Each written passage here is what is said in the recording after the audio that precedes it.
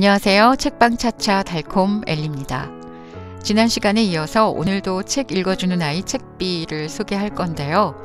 역시나 오늘도 책비에 등장하는 익숙하지 않은 단어들을 먼저 살펴볼까 합니다.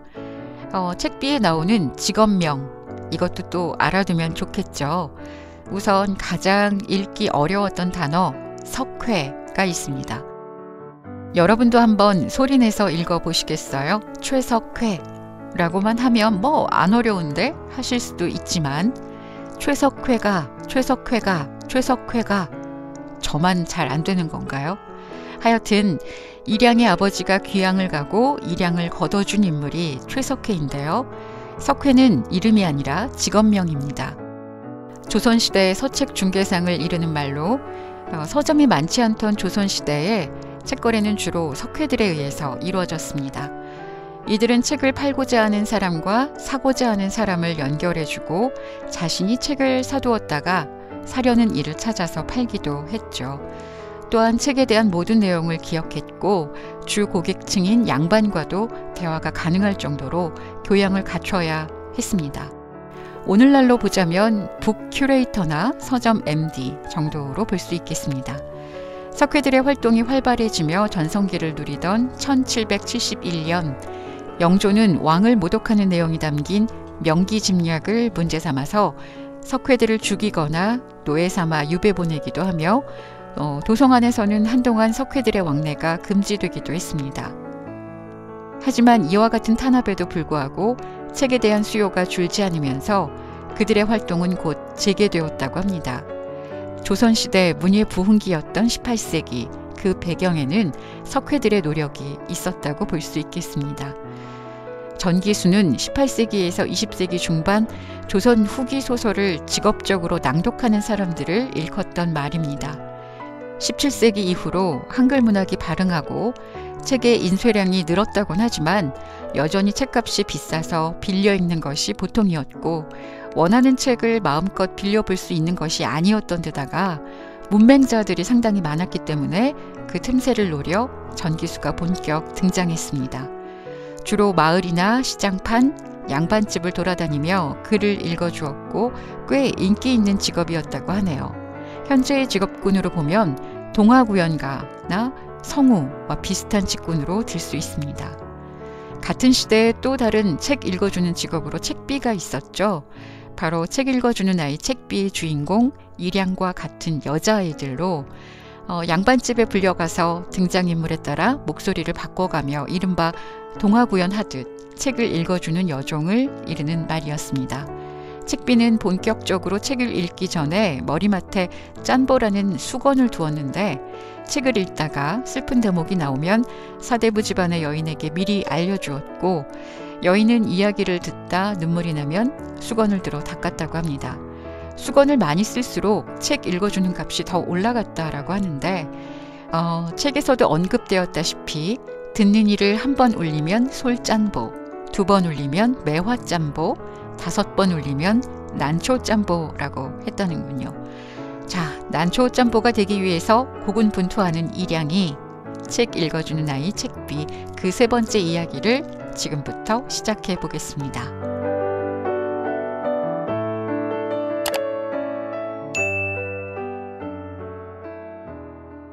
난초짬보가 될 테야. 일양이 휘청거리며 책방으로 들어섰다. 벌써 날이 저문 뒤였다. 큰일 난 줄 알았잖느냐. 수연이 버럭 소리를 질렀다. 탈 없이 돌아와 기뻤으나 걱정하던 마음이 더 컸기 때문이었다. 다리가... 일양은 말을 채 잇지 못하고 수연의 품으로 풀썩 고꾸라졌다. 일양아. 일양은 수연의 목소리를 들으며 까무룩 정신줄을 놓았다. 일양이 눈을 뜬 것은 다음 날 저녁이 다 되어서였다. 이제야 정신이 드느냐? 자리를 지키고 있던 수연이 걱정스러운 듯 물었다. 누워있던 일양은 서둘러 몸을 일으켜 앉았다. 오랜만에 본 수연은 그 사이 더욱 사내다워져 있었다. 일양의 얼굴이 화끈거렸다. 도대체 무슨 일이 있었던 게냐? 약주한 시간이 지나서도 네가 오지 않아 책방에 왔더니 너는 나갔다 하고 얼마나 걱정이 되던지. 그래도 이렇게 돌아와 다행이다. 수연이 짙은 한숨을 내쉬며 일양을 안쓰럽게 바라보았다. 수척해지긴 했으나 눈빛은 더욱 깊었다. 얼마나 보고 싶어 하던 수연이었던가. 자신을 걱정해주는 수연을 바라보고 있자니 마음이 따뜻해졌다. 대감님은 무고하시더구나. 제주 인심이 박하지 않아 두루두루 지낼만 하시다 하였다. 안방마님 이야기를 드렸을 때는 눈물을 흘리셨다만 내 얘기를 듣고는 고개를 끄덕이며 웃음을 지으시더구나. 무엇보다 네가 굳세게 지내시길 바라셨다. 수연은 권대감 이야기로 일양의 기운을 북돋우고 나서 그동안 겪은 이야기를 풀어냈다. 일양은 수연의 이야기를 묵묵히 들었다. 수연의 이야기가 모두 끝났다. 이제 일양이 자신의 이야기를 할 차례였다. 오라버니, 일양이 마른 침을 삼켰다. 이런 내 정신 좀 보게나. 무엇부터 좀 먹어야지. 수연이 일어서려는데 일양이 옷자락을 잡아 끌었다. 지금이 아니면 또 언제가 될지 몰랐다. 지금이어야 했다. 너는 무엇을 그리 망설이느냐. 돌아가신 노마님의 말이 머릿속에 울렸다. 수연이 엉거주춤 일어서다 다시 자리에 앉았다. 일양은 수연을 똑바로 바라보았다. 저 책비가 되렵니다. 수연이 두 눈을 동그랗게 떴다. 그러더니 손을 뻗어 일양의 이마에 대어보고 제 이마에 대었다 하며 고개를 갸웃거렸다. 수연이 하는 양은 심각한 게 없어 보였다. 살포시 웃음이 났다. 네가 정녕 무슨 일이 있었구나. 어찌 된 게야. 난초 짬보가 되고 싶어요. 난초 짬보라? 수연은 더 이상 채근하지 않았다. 생각에 잠긴 듯 한참 동안 말이 없었다. 그러다 이내 입을 열었다. 무엇이 되든 먹어야 살지. 수연이 자리를 박차고 일어났다. 일양은 더 이상 수연을 잡지 않았다. 이제 일이 저 스스로 되어갈 거였다. 최근에서 될 일이 아니었다. 뱃속에서 꾸르륵 소리가 들렸다. 죽어가면서도 이야기 한 자락에 웃음 짓던 다리 생각이 더욱 간절했다. 얼마나 배가 고팠을까. 다리야, 나는 사르련다. 일양이 자리에서 일어섰다. 어지럼증이 일어서 몸이 휘청했다. 문기둥을 잡고 간신히 몸을 지탱했다. 창호문을 열었다. 아, 눈이 내리고 있었다. 창이는 어찌 되었을까. 일양이 청계천 쪽을 바라보았다. 당돌한 창이의 까만 눈동자와 온몸으로 신명나게 춤을 추던 거지. 그리고 흙바닥을 기어가던 여인이 차례로 떠올랐다. 하고픈 게 있다. 할 것이 있다. 일양은 하늘을 향해 고개를 들었다. 일양의 얼굴로 눈송이가 날아들었다. 차갑구나. 일양은 새삼 자신이 살아있음을 몸소 깨달았다. 소설은 어느 때보다 인기가 많았다. 새 책점은 날로 번창했다. 최석혜는 얼굴을 보기 힘들 정도로 바빴다. 수연은 배옥의 주막에 머무르며 최석혜를 도와 책을 사거나 팔러 다녔다. 책비에 대한 답은 없었지만 일양은 기다리기로 했다. 무엇이든 때가 있음이었다. 새책업 벌이에 가장 신이 난 사람은 광양댁이었다. 사람들이 책값 대신 맡기고 간 살림살이들이 점점 늘어났다. 요강이나 솥 따위도 덜어 보였다. 사람들과 세상이 점점 바뀌고 있었다. 일양도 덩달아 바빠졌다. 필사하는 솜씨도 제법 늘었다. 글씨가 정갈하고 틀린 글자가 덜하여 일양이 필사한 책을 찾는 이가 많았다. 궁녀들이 쓰는 궁서체에도 밀리지 않네 그려. 생긴 것도 곱고 마음씨도 고우니 글씨가 바를 수밖에. 일양을 두고 사람들이 칭찬을 아끼지 않았다. 광양댁은 그때마다 입을 삐죽거리며 퉁을 놓았다. 그러면 뭐하누? 망한 양반댁딸이 제대로 살기나 할는지 그나마 내 덕에 저렇게 사는 거지. 머쓱해진 사람들은 광양댁 눈치를 슬금슬금 보며 자리를 피했다. 일양에 대한 칭찬이 늘어갈수록 광양댁의 눈빛은 점차 싸늘해졌다. 그러던 어느 날이었다. 광양댁이 일양을 불렀다. 일양이 어서 나오너라. 필사한답시고 구들장에 엉덩이만 지지고 있지 말고 일을 해야지 일을. 일양이 필사하던 걸 멈추고 서둘러 밖으로 나왔다. 자, 이것을 남붓골 안씨댁에 갖다 드리고 오너라. 남붓골이면 목멱산 근처로 곤단골에서 먼 거리였다. 서둘러도 어둡기 전에 돌아오기는 힘들 터였다. 곧 눈발이 흩날릴 것 같이 날 또한 굳었다. 저기 혹 그 댁에 노마님이 계실까요? 일양이 보퉁이를 건네받으며 물었다. 아마 그동안 죽지 않았다면 살아있겠지. 지난 가을에 내가 보았으니. 그런데 그건 왜? 네, 그럼 다녀오겠습니다.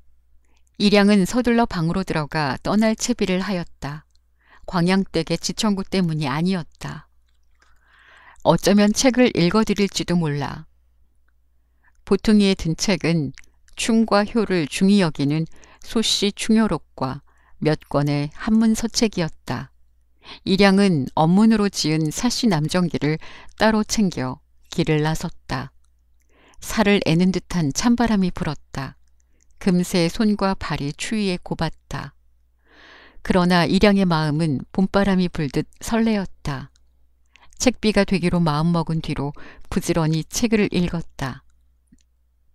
필사를 할 때도 목소리를 가다듬어 마치 실제 사람이 앞에 있는 듯 생각하고 읽어가며 붓을 놀렸다. 창의가 있었더라면. 일양은 책을 읽어주려고 창의에게 갔었다. 그러나 그들이 머물던 움막은 비어 있었다. 어디로 갔는지 아는 이도 없었다. 책을 읽어줄 리가 없었다. 노마님이 계시면 좋을 텐데. 일양은 사씨남정기의 대목을 생각하며 부지런히 발을 디뎠다. 남붓골에 이르자 초가들이 드문드문 보였다. 저 안씨댁이 어딘지요? 지나는 사람을 보고 물었다. 행인이 가리킨 곳에 작은 초가가 보였다. 낡았으나 안팎으로 정갈한 느낌이 들었다. 살인문 앞으로 갔다. 계신지요? 새 책점에서 왔습니다. 일양이 목소리를 도두어 사람을 불렀다. 방문이 열리고 어린 여자아이가 조르르 달려나왔다. 여자아이 뒤로 안악이 따라 나왔다. 어서 오세요. 날이 추우니 안으로 드시지요. 안악이 일양을 반가이 맞았다. 옷은 낡았으나 얼굴과 행동에 기품이 있어 보이고 웃는 모습이 선했다. 어머니. 여인에게서 어머니 여산 부인의 모습이 겹쳐 보였다. 일양은 안악이 이끄는 대로 방으로 들어섰다. 방은 작았으나 깨끗하고 훈훈한 기운이 돌았다. 방 한쪽에 가지런히 놓인 서책이 눈에 띄었다. 추운데 고생이 많구려. 바깥 양반이 언제고 시간이 되면 갖다 달라 한 책인데 어찌 이렇게 추운 날 오셨는지. 안악이 아랫목자리를 내주며 물었다. 광양댁. 광양댁의 심술맞은 얼굴이 떠올랐다. 일부러 추운 날 심부름을 시킨 게 분명했다.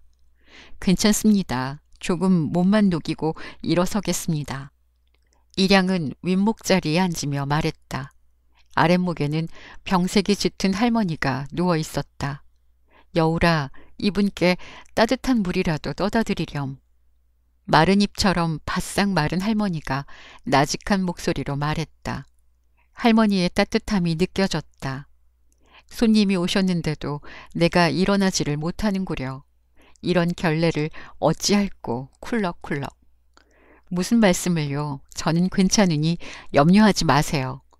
일양이 서둘러 손사래를 쳤다. 박대감댁 노마님 생각이 절로 났다.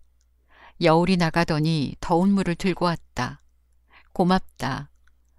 따뜻한 물을 마시고 나자 얼었던 몸이 좀 나았다.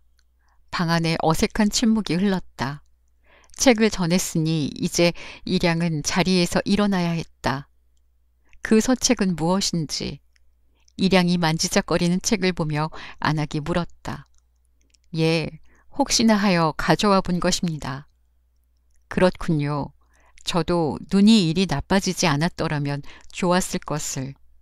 저 아이는 아직 어려 글을 읽을 줄 모르고. 안학이 아쉬운 듯 서책을 바라보았다. 그럼 제가. 일양이 선뜻 나섰다. 목소리가 생각보다 컸다. 안학이 무슨 말인지 몰라 고개를 갸웃거렸다. 아니, 괜찮으시다면 제가 책을 읽어드려도 될지. 안학은 그제야 무슨 말인지 알아듣고 웃었다. 그러나 금세 안색이 어두워졌다. 어쩌나 우리도 그러면 좋으련만 집에 한 푼도 없으니. 안학은 말끝에 얼굴을 붉혔다. 일양이 얼른 손을 저으며 말했다. 괜찮습니다. 저도 아직 책비 견습 중이라 괜찮으시다면 도와준다 생각하시고 들어주십시오. 안학이 얼굴을 밝히고 고개를 끄덕였다. 할머니도 마른 침을 삼키며 귀를 기울였다. 여울이는 안학의 품에 앉아 눈을 반짝였다.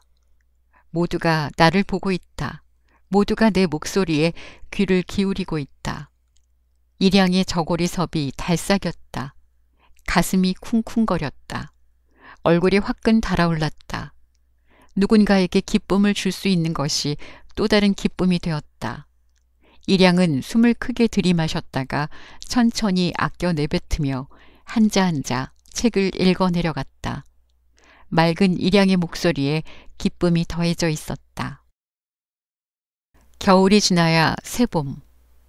이것은 개냉이지? 일양이 개냉이를 들어보이며 물었다. 강실이 입을 실룩거리며 대꾸했다.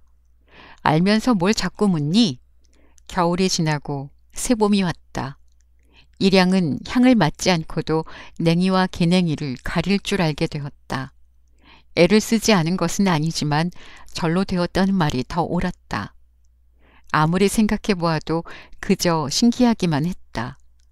분명 지난 봄에는 애를 써도 모르던 것이 어찌하여 올해는 척 보면 알 수 있게 되었는지 알 수 없었다.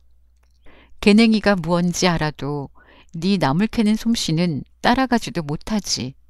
일양은 강실이 들으라고 불어 큰 소리로 말했다. 그걸 지금 알았니? 네가 필사 좀 하고 책도 제법 읽는다 해도 나물 캐고 살림하는 거야 나를 당할 수 없지. 여인이 살림 잘하고 음식 잘하면 되지. 그따위가 다 뭐니? 겨울을 나면서 제법 살이 오른 강실이었다. 가슴이 나오고 엉덩이가 펑퍼짐한 것이 제법 여인의 태가 났다. 그에 비하면 일양은 키만 훌쩍 컸을 뿐 앙상하게 마른 몸이었다. 그러게 말이야. 강실이 네가 좀 잘 가르쳐다오. 일양의 마음은 거짓이 아니었다. 일양은 무엇이든 배우고 싶었다. 계절의 변화와 천문까지 궁금한 게 많았다. 살림살이며 음식 만드는 것도 알고 싶었다. 그런데 너 변했다. 강실이 실눈을 하고 일양을 흘겨보았다. 내가? 그래, 말도 많아지고 어쩐지 좀 씩씩해진 것 같기도 하고. 강실이 고개를 이리 갸웃 저리 갸웃거렸다. 일양은 강실의 말이 싫지 않았다. 아침 저녁이 변하듯 계절이 흐르듯 사람도 변하며 살면 좋지 뭐.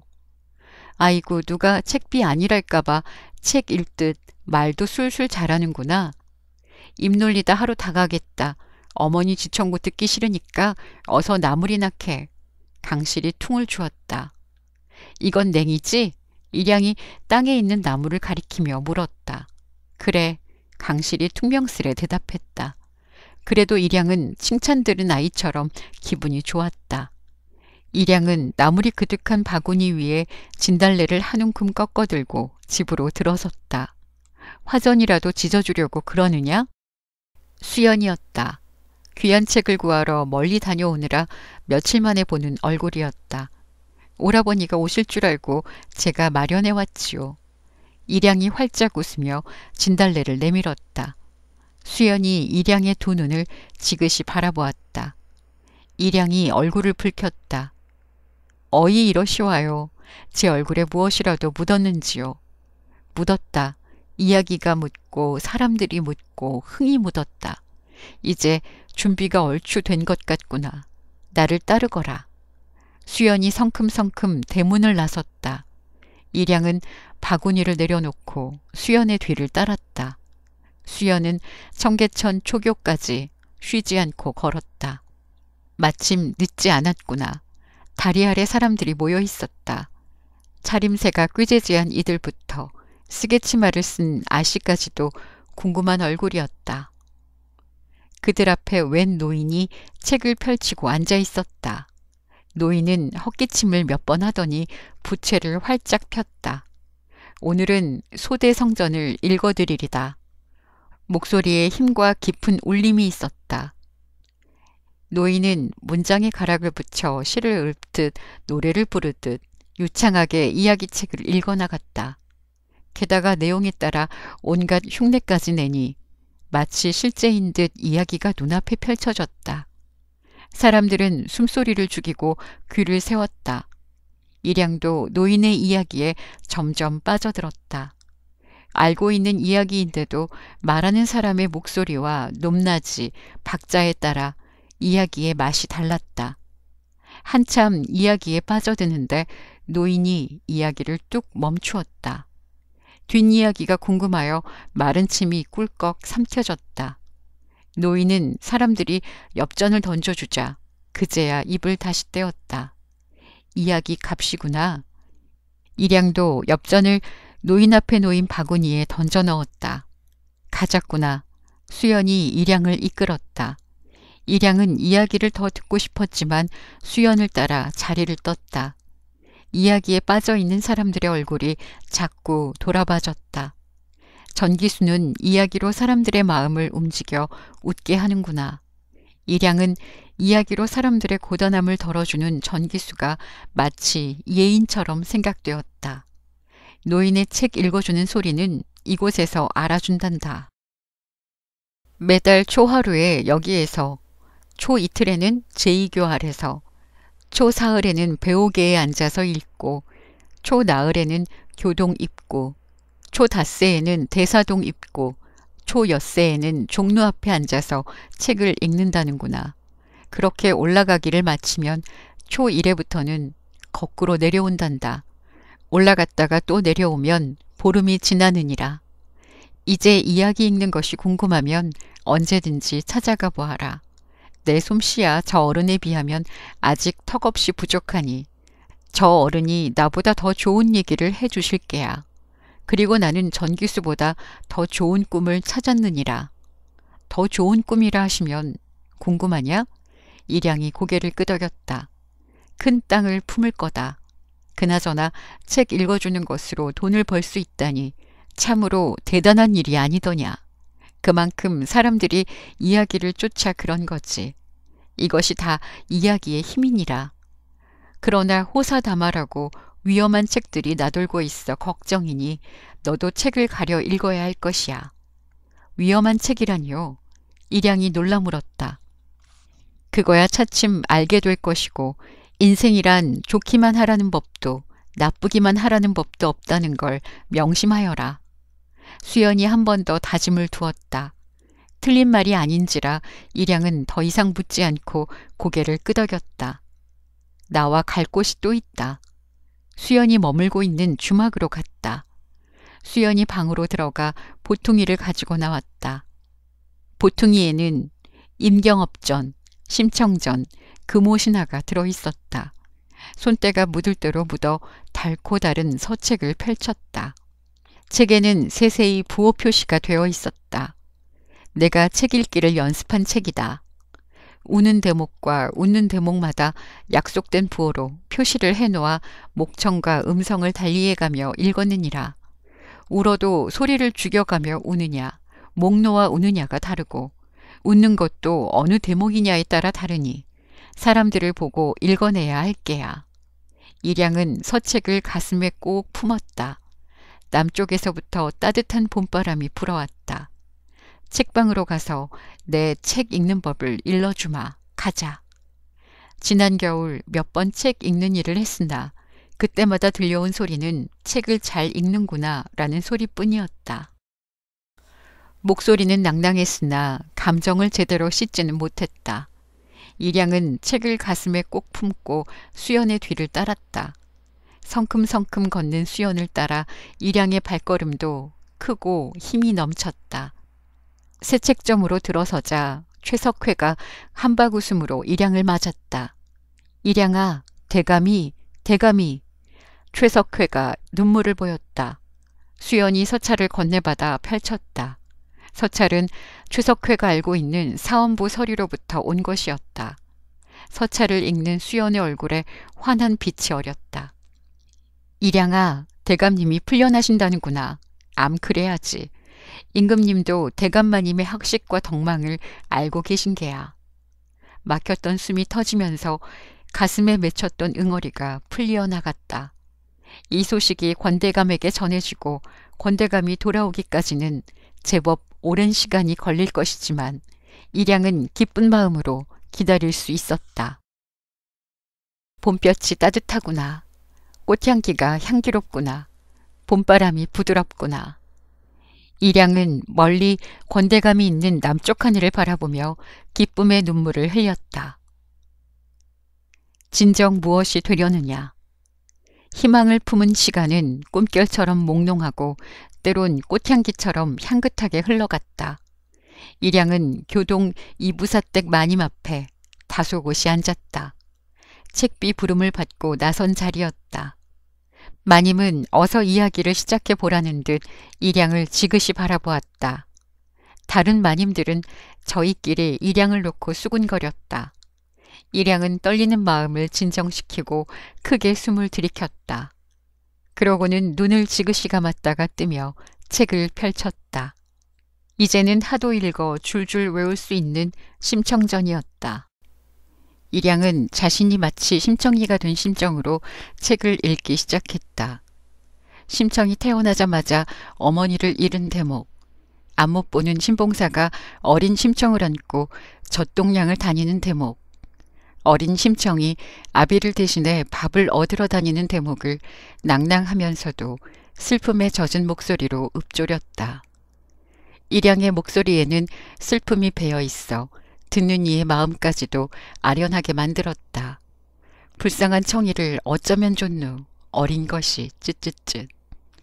이부사댁 마님 옆에 앉은 마님이 혀를 차며 수건으로 눈물을 닦았다. 다른 마님들도 눈물이 그렁했다. 일양은 더욱 감정을 실어 책을 읽어갔다. 심청이 아버님 눈을 띄우려 목숨을 바치오니 하느님이 굽어 살피사 아버님 눈을 떠서 밝은 세상을 보게 하옵소서. 뱃머리에 썩 나서서 넓고 푸른 바다를 향해 풍덩 빠지더라. 아이고 불쌍한 것. 아버지가 얼마나 보고 싶을꼬. 마님들은 한숨을 내쉬며 눈시울을 적셨다. 일양 또한 권대감을 생각하자 목이 맸다. 그러나 책 읽는 이가 울 수는 없는 일. 일양은 마님들이 한숨을 돌리는 동안 마음을 가라앉혔다가 책을 다시금 읽어나갔다. 마지막 책장을 덮자 그제야 목이 아팠다. 갸냘픈 목은 이제 침 삼키는 것도 허락지 않겠다는 듯 쓰라렸다. 일양은 목을 감싸쥐고 싶은 걸 참고 교동 이부사댁 마님을 바라보았다. 마님은 손수건을 들어 눈물을 찍어냈다. 그러고는 마침내 입을 떼었다. 솔짠보 실력은 되는구나. 애썼다.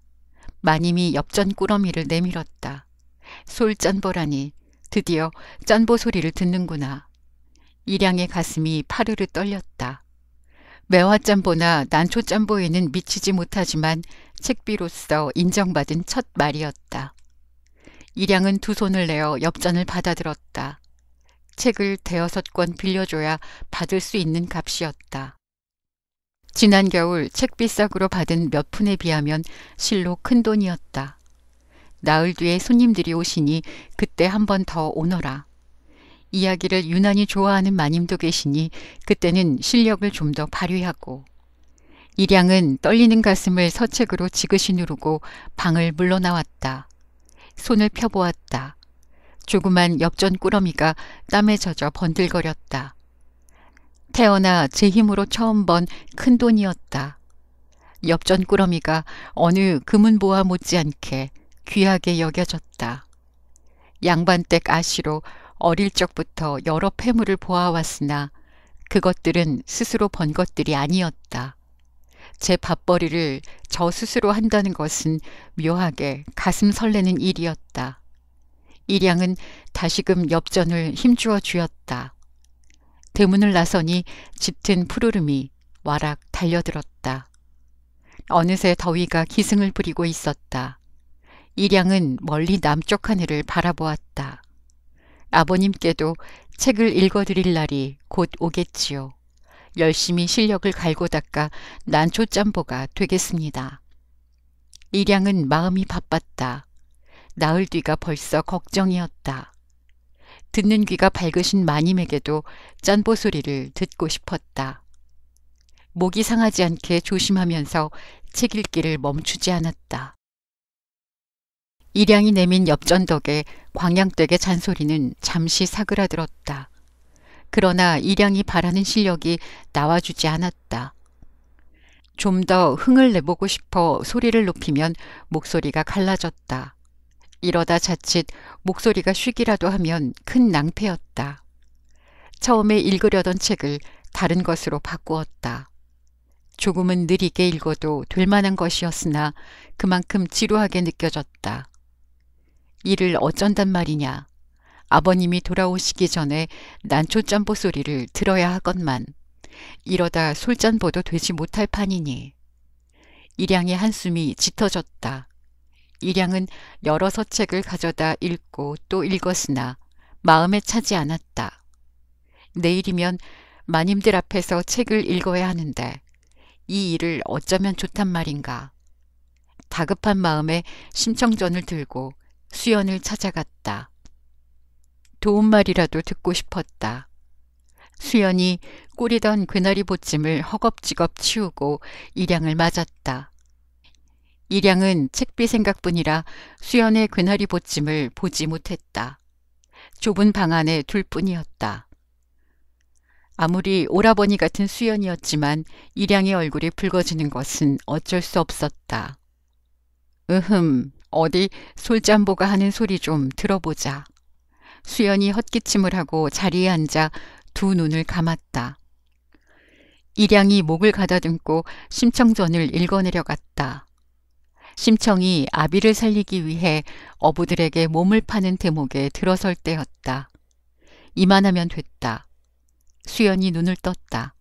얼굴에 잔잔한 미소를 띠고 있었다. 일양은 수연의 얼굴을 보자 마음이 놓였다. 난초짬보 소리를 들을까요? 일양이 서둘러 물었다. 뭐라? 푸훗. 수연이 한쪽 눈썹만 축혀 올리며 웃었다. 한쪽 눈은 커지고 나머지 눈은 작게 일그러뜨려 우스운 표정이 되었다. 무슨 뚱딴지 같은 소리를 하느냐고 일양에게 묻는 듯 했다. 이번에는 쑥스러움으로 일양의 얼굴이 붉어졌다. 어허, 네가 이리 욕심이 있었더냐? 수연이 웃음을 거두고 물었다. 욕심이라 하시면 난초짬보가 다 무엇이란 말이냐? 욕심의 또 다른 이름일 뿐. 무릇 이야기란 욕심을 내려놓고 그 흥으로 살려야 하느니라. 그를 살 수 있게 하는 것. 그것이면 되는 것이다. 욕심을 더딥히면 이야기가 무거워지는 법. 네가 되려는 것이 정녕 무엇이란 말이냐. 수연의 얼굴에 엄한 기운이 서렸다. 수연은 헛기침을 한번 하더니 자리에서 일어났다. 맥이 탁 풀렸다. 실력이 나아지나 싶어 들뜬 마음이 다시 가라앉았다. 그를 살리라고? 내가 진정 무엇이 되고자 하냐니. 집으로 돌아오는 길에도 수연이 던진 수수께끼 같은 물음에 답을 찾을 수 없었다. 잠도 쉬이 오지 않았다. 책비라는 것이 책만 읽어주면 되는 것이 아니었던가. 책이 좋고 그것을 듣는 사람이 재미있으면 되는 것이 아니었던가. 그것으로 돈도 벌면 금상첨화인 것이었다. 생각이 점점 얽힌 실타래처럼 되었다. 달이. 날이 희뿌옇게 밝아올 때쯤 정신이 퍼뜩 났다. 노마님과 다리를 생각하자 엉켰던 실타래가 풀렸다. 사람. 일양은 실ong 위에 놓인 책들을 지그시 바라보았다. 책 안에 담긴 이야기들은 하나같이 사람을 이야기하고 있었다. 일양은 어렴풋하게 그를 살린다는 것이 무엇인지, 자신이 되고 싶은 것이 난초 짬보만은 아니라는 생각이 들었다. 마님들 앞에 불려가서도 일양은 이야기를 읽는다기보다 이야기를 듣는 이들을 보려 했다. 그러자 그냥 책을 읽을 때와는 분명 무언가 달랐다. 글자를 읽는 것이 아니라 이야기와 제 몸이 하나가 된 듯했다. 참으로 묘한 기분이었다. 입에서 말이 술술 나왔다. 책에 그려져 있는 표식대로 책을 읽는 것이 아니라 어느 대목에서 소리를 높이고 목을 놓아 절절하게 읽어야 하는지 저절로 알아졌다. 그러나 한숨 자지 못한 탓에 잠긴 목까지는 어쩔 수 없었다. 결국 난초짬보라는 말은 듣지 못했다. 손수건으로 눈물을 찍어내는 이들을 분명 보았다. 칭찬은 필요 없었다. 책을 모두 읽고 나자 마음이 후련했다. 난초짬보로 쌀섬을 받는 이도 있었다. 욕심이 없는 것은 아니었으나 오늘은 엽전으로도 괜찮았다. 일양은 머리를 조아려 인사를 하고 방을 나섰다. 일양이라 하였느냐. 대도를 내려서는데 일양을 부르는 소리가 들렸다. 홍대감댁 마님이었다. 책 읽는 소리가 참으로 좋더구나. 혹여 어린아이들에게도 책을 읽어주느냐? 예, 아직 읽어준 적은 없으나 앞으로 그리할 생각입니다. 일양은 창의와 다리를 떠올렸다. 언제고 동네 아이들을 모아 책을 읽어줄 요량이었다. 그러면 우리 집에 드나들며 윤에게도 책을 읽어주렴. 윤이 책 읽기를 좋아하게 되면 내 사례는 후하게 할 터이니. 홍대감댁 마님이 일양의 손에 주머니를 쥐어주었다. 주머니가 두둑했다. 예, 그리하겠습니다. 대답하는 일양의 목소리가 떨렸다. 손에 쥔 주머니를 내려다보았다. 책 읽는 일이 밥이 되어 손에 들려 있었다. 어린아이에게 책 읽어주는 일이야 일양에게는 즐겁기 그지없는 일이었다. 그런데 사례까지 후하게 하겠다니 이런 운이 없었다. 일양은 가벼운 마음으로 새 책점으로 발걸음을 놓았다. 어서 최석회와 수연에게 이 사실을 말하고 싶었다. 젠걸음으로 모퉁이를 돌아서자 집 앞에 놓인 수레가 먼저 눈에 띄었다. 뭘 그리 멀뚱대고 서 있는 게야? 비켜라. 광양댁이 커다란 보퉁이를 들고 일양을 밀쳤다. 집안은 도적이라도 든 듯 난리 법석이었다. 강실도 물건을 나르느라 정신이 없었다. 일양아, 너도 어서 짐을 꾸리거라. 책을 나르던 최석회가 말했다. 어이해서 임금님께서 석회와 전기수들을 모조리 잡아들이라는 명을 내리실 거라는구나. 일단은 몸을 피하는 게 상책이다. 어찌 그런 사람들이 점점 이야기에 빠져드는 꼴을 더 이상 두고 보지 않으시겠다는 게지. 보지 말라 하는 것도 자꾸 찾아 읽으니 그것이 어찌 석회 탓이겠냐마는 힘없는 우리 같은 것들을 본보기로 세울 모양이시다. 에휴. 최석회가 한숨을 길게 내뱉었다.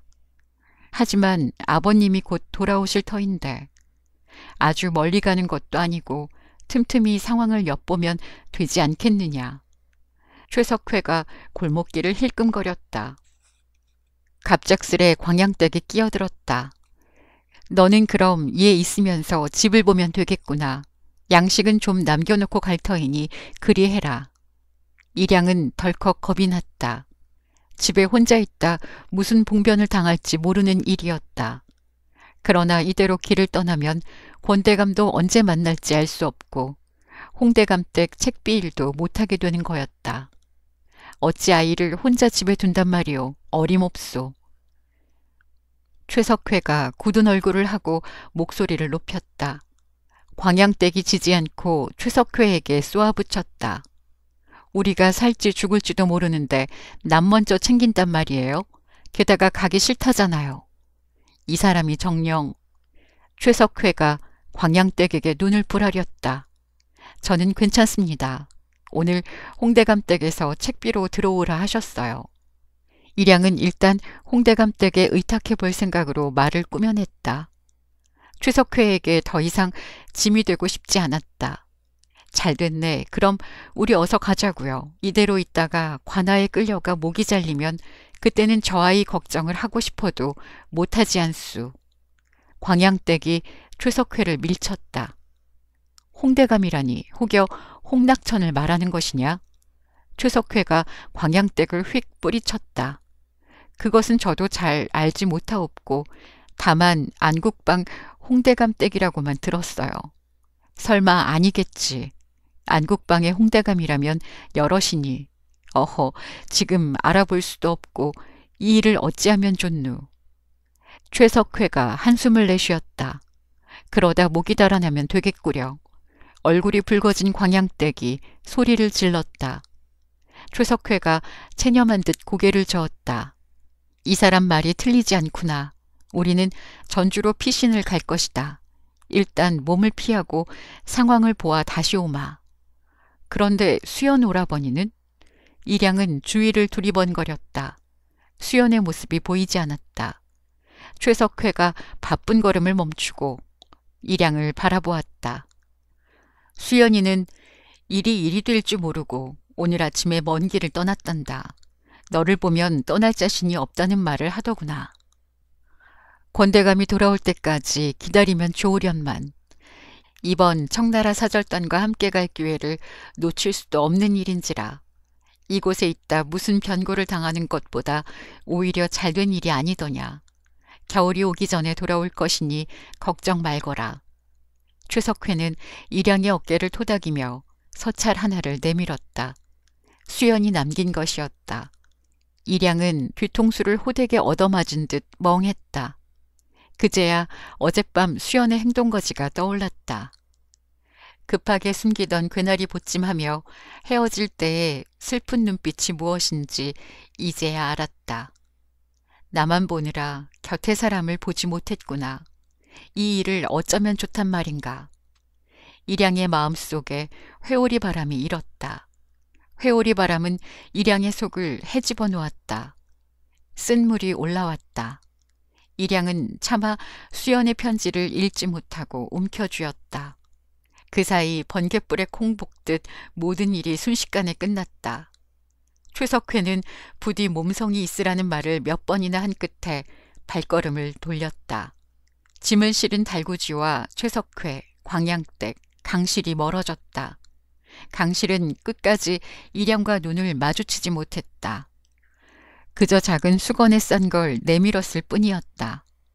모두가 떠나고 나자 일양은 강실이 건넨 수건을 풀었다. 강실이 좋아하는 엿가락이었다. 일양은 엿을 입안에 넣었다. 달콤한 향이 입안 가득 퍼졌다. 그러나 곧 짭짜름한 눈물이 입안으로 들어왔다. 일양은 수연의 서찰을 펼쳤다.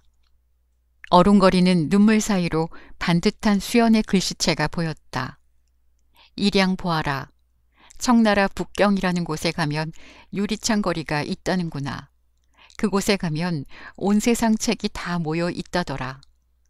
나는 보고 싶구나. 나는 가고 싶구나. 너를 두고 가고 싶지는 않으나 너에게 돌아오려고 간다. 코끼리를 보았느냐고 물었었지. 보고 오마. 너에게 큰 땅을 이야기해 주마. 큰 사람이 되어 돌아오마. 너의 얼굴에 이야기가 묻었다는 말을 기억하느냐. 너에게는 이야기를 읽어내는 힘이 있다. 사람을 보는 눈이 있다. 그걸 잊지 말거라. 부디 몸성이 잘 있길. 수현. 소기의 책 읽기. 최석회가 떠나고 며칠 뒤 한양 성내에 있는 석회 몇몇이 끌려가 참수형에 처해졌다. 금서를 본 양반들도 잡혀가 치도곤을 당했다. 일양은 텅 빈 새책점에서 하루를 보내고 홍대감 댁을 찾아갔다. 홍대감의 집은 안국방에 있었다. 이부사댁 마님이 일러준 대로 가보니 어디인지 한눈에 알아볼 수 있었다. 널따란 바깥마당을 지나 돌계단을 올라 소슬대문 안으로 들어서자 늘어선 행랑채와 잘 가꾸어진 정원이 보였다. 행랑채와 이어진 뒷문으로 짐을 짊어진 이들이 쉴 새 없이 드나들었다. 문을 들어서는 사람들은 주위를 두리번거리며 누군가에게 들킬세라 젠걸음을 쳤다. 일양은 수상쩍은 사람들을 지나쳐 안채로 갔다. 안채로 들어서자 화려한 문갑이며 도자기와 그림이 먼저 눈에 띄었다. 언뜻 보기에도 진귀해 보이는 것들이었다. 청나라나 외국에서 들어온 물건이었다. 사치하는 양반네들 이야기는 들어 알고 있었으나 이렇게 눈으로 직접 보니 놀라울 따름이었다. 마님은 일양을 반가이 맞아들였다. 윤에게는 책을 읽어주고 나와는 말벗을 하며 지내면 되겠구나. 일양은 다행히 홍대감 댁에 몸을 의탁할 수 있었다. 살 방법을 구하면 사라지는 것 또한 세상의 이치였다. 행랑채에 달린 작고 허름한 방이었으나 빈집에 비하면 더없이 아늑했다. 일이 있고 밥이 있는 곳이었다. 새책점도 멀지 않으니 다니며 권대감이 당도했는지 알아볼 수도 있었다. 일양은 설레며 홍도령에게 책 읽어줄 순간을 손꼽아 기다렸다. 그러나 홍도령을 만난 일양은 벽에 막힌 듯 답답함에 시달렸다. 홍도령의 이름은 윤이었다. 올해 8살로 인물이 훤하고 총기가 있어 보였으나 책 읽기에는 관심이 없는 게 분명했다. 하늘천 땅지 거물현 누룽지 박박 긁어서 냠냠 먹으면 맛도 좋네. 윤은 귀를 틀어막고 엉터리 천자문을 외웠다. 도련님, 이 책은 한문서책하고는 다른 재미난 이야기예요. 한번 들어보시면 다르다는 걸 아실 거예요. 일양이 윤을 달랬다. 윤은 실눈으로 일양을 한번 흘끗 보고는 콧방귀를 뀌었다. 그러더니 듣도 보도 못한 구절을 또다시 주절거렸다. 8살 먹은 어린아이 떼쓰기 치고는 정도가 심했다.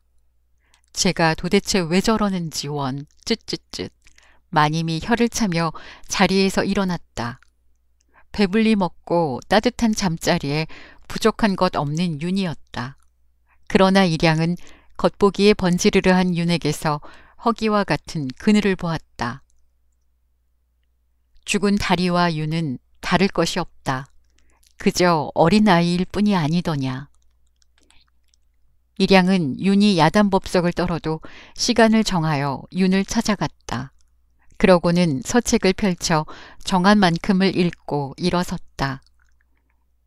윤이 소란할수록 일양은 목소리를 차분히 하여 책 읽는 것에 열중했다. 윤은 일양에게 지지 않겠다는 듯 소리를 질렀다. 성난 황소처럼 소리를 내며 펄쩍펄쩍 뛰었다. 소귀의 책 읽기가 따로 없구나. 문득 그런 생각이 들었다. 그러나 윤도 귀가 있으니 듣기야 하겠지. 일양은 마음을 다잡았다. 시간이 나면 거르지 않고 조금씩이라도 책을 읽었다. 처음 잡은 책은 다리가 좋아했던 홍길동전이었다. 이 책을 읽는데 여러 날을 보냈다. 홍길동전이 끝나자 일양은 윤이 더 좋아할 만한 전우치전을 들고 윤의 방으로 들어섰다. 일양이 들어서자 윤은 귀부터 막고 엉터리 천자문을 외기 시작했다. 일양은 답답해져 오는 속을 누르며 자리에 앉았다. 도련님, 오늘은 도수를 부려 탐관오리를 혼내주는 전우치의 이야기를 들려드릴게요.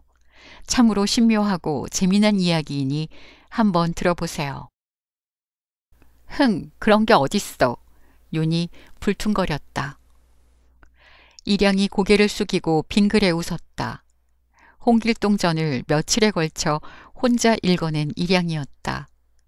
그때마다 윤은 일양을 마치 없는 사람 대하듯 쳐다보지도 말을 걸지도 않았다. 대꾸라도 들었으니 그래도 오늘은 나은 거였다. 일양이 고개를 들고 짐짓 아무 일도 없었던 것처럼 대꾸했다. 어딨긴요. 책 속에 있지요. 일양이 책을 펼쳐들었다. 어디 감히 양반집 도령을 놀리느냐? 책 읽어주는 종 주제에. 어린 입에서 나오기에는 그 소리가 앙칼졌다. 일양의 가슴이 짜르르 아팠다. 일양은 가슴을 누르고 깊게 숨을 들이마셨다. 저는 이댁 종이 아니라 책 읽어주는 책비입니다. 엄연히 그것이 저의 일이지요. 일양이 윤을 바로 보며 또박또박 말했다. 책비는 양반들이 마음대로 부리는 종이 아니었다. 엄연히 재능을 펼치는 일이라고 일양은 생각했다. 책비나 노비나 종이나 다 필요 없어. 책 따위 다 갖다 버려. 윤이 서탕 너머로 팔을 뻗어 일양을 확 밀쳤다. 그 바람에 일양이 뒤로 나동그라졌다. 어제 도련님이 대감께 불려가 회초리를 맞았대. 너에게도 어떤 불똥이 튈지 모르니 조심해. 어젯밤에 방을 같이 쓰는 사머리가 일양에게 귀뜸해준 말이었다. 일어나 앉은 일양은 윤을 치근한 눈길로 바라보았다. 모난 윤의 마음이 보였다. 홍대감은 덩치가 크고 호랑이 같은 수염에 얼굴이 붉었다. 네가 책 읽어주는 종년이더냐? 밥이나 축내지 말고 제대로 일하거라. 어쩌다 마주친 일양이 인사를 하자 마뜩 짜는 표정을 짓던 홍대감이었다. 마치 벌레라도 보는 듯한 눈빛이었다. 그가 쓰고 있던 공작 깃털과 붉은 술로 장식된 전립이 낯익었다. 어디서 본 듯한 것인데. 일양은 고개를 갸웃거리며 기억해보려 했으나 끝내 떠올리지 못했다. 일양이 다시 서책을 집어들었다. 필요 없다니까. 윤이 책을 낚아채 바닥에 던졌다. 윤의 마음속에 태풍이 이는 것이 보였다. 일양은 말없이 기다렸다. 얼마 지나자 윤은 제풀에 지쳤는지 잠잠해졌다. 일양은 다시 책을 펼쳐들었다. 책을 읽는 목소리가 어쩔 수 없이 떨렸다. 일양은 작게 한숨을 내쉬고 다시 숨을 크게 들이마셨다. 목구멍에 힘을 주어 굵은 소리를 내었다. 전우치가 임금을 골려주는 대목인지라 빠르고 세게 읽어내려갔다. 왕은 옥황상제의 분부를 받으라. 왕은 너무 놀라 굳어버렸다. 정신이 들어 하늘을 올려다보니 대궐 위를 덮은 오색 구름 속에 있는 신선이 보였다. 왕은 급히 신하들을 거느리고 뜰에 내려와 엎드려 하늘에서 내리는 분부를 기다렸다. 옥황상제께 없어 어렵게 살다가 불쌍하고 억울하게 죽은 혼들을 위로하기 위하여 대화궁을 짓고자 하니 나라마다 황금으로 만든 들보 하나씩을 만들어 올리도록 하라. 윤은 시선을 밖에다 둔 채 책 읽는 소리를 잠자코 들었다. 일양이 갑자기 책 읽는 걸 멈추었다. 오늘은 여기까지입니다. 내일 다시 읽어드릴게요. 윤은 황금들보를 어떻게 했는지 짐짓 궁금해하고 있던 터였다. 윤이 조그만 입을 딱 벌리고 일양을 바라보았다. 궁금하구나. 더 듣고 싶구나. 일양은 윤의 얼굴을 보며 생각했다. 웃음이 나는 걸 참고 자리에서 일어섰다. 윤은 일양을 잡지도 못하고 그저 멀뚱거리기만 했다. 다음 날 일양이 윤의 방으로 들어섰다. 윤은 귀를 막지도 않고 책을 던지지도 않았다. 일양은 인사만 간단히 하고 책을 펼쳐 읽기 시작했다. 아니잖아. 거기가 아니란 말이다. 그러니까 전우치가 황금 들보를 가져가는 대목에서부터 시작해야지. 윤이 답답하다는 듯 인상을 찡그렸다. 아차, 제가 미흡하여 실수를 했네요. 그럼 다시 읽겠습니다. 그렇게 머리가 나빠 어떡해? 똑바로 읽거라. 윤이 입술을 옴지락거렸다. 일양은 윤이 하는 짓이 마냥 귀여웠다. 일양이 어제 읽던 곳을 찾아 그 뒤를 읽었다. 목소리에 힘이 실려 전우치가 도수를 부리듯 통통 튀었다. 그날 윤은 일양의 책 읽는 소리에 한숨을 쉬기도 하고 살포시 웃기도 했다. 그렇다고 책 읽는 양을 늘리지는 않았다. 정해진 대로 조금씩 읽는 게 일양의 묘책이었다. 일양은 애써 무덤덤한 표정을 지으며 물러나왔다. 윤은 일양이 나간 문을 바라보았다. 책 읽어주는 것이 제 일이라 야무지게 답하는 일양의 얼굴이 떠올랐다. 권일양이라 했던가? 윤은 일양의 이름을 되뇌며 간식거리로 놓인 햇밤을 입에 넣었다. 오도독. 생밤 씹는 소리가 어느 때보다 경쾌했다. 입안에 생밤의 달콤함이 퍼졌다. 윤이 서책으로 손을 뻗었다. 참말 일양이 해준 이야기들이 이 책에 담겼을까? 윤이 전우치전을 들추었다. 한자는 어릴 적부터 억지로 익혀 알고 있었지만 언문으로 된 책은 처음이었다. 윤은 한참 동안 책을 들여다보며 전우치를 떠올렸다. 내일 일양이 들려줄 이야기가 벌써 궁금했다. 내일은 밤을 넉넉히 달래야지. 윤은 저 혼자 빙글에 미소를 지었다. 암울하기만 했던 일양이가 이제야 조금 편해진 것 같고 자신을 찾아가는 것 같아서 보기 좋았는데요. 다음번 소개할 이야기의 챕터명이 미리 예고를 하자면 불길한 예감은 틀리질 않고 라고 되어 있습니다. 그냥 이제 그만 행복하게 잘 살았다로 마치면 좋겠지만 우리 일양이에게는 시련과 고난의 시간이 아직도 남아있는 것 같아 속이 상하네요. 그래도 꼭 마지막은 해피엔딩이 되길 바라고 또 바라면서 오늘의 이야기 마치겠습니다. 채널명이 책방차차이니 일양이의 시대로 말하자면 새책점 차차가 되는군요. 지금까지 새책점 차차 달콤 엘리였습니다.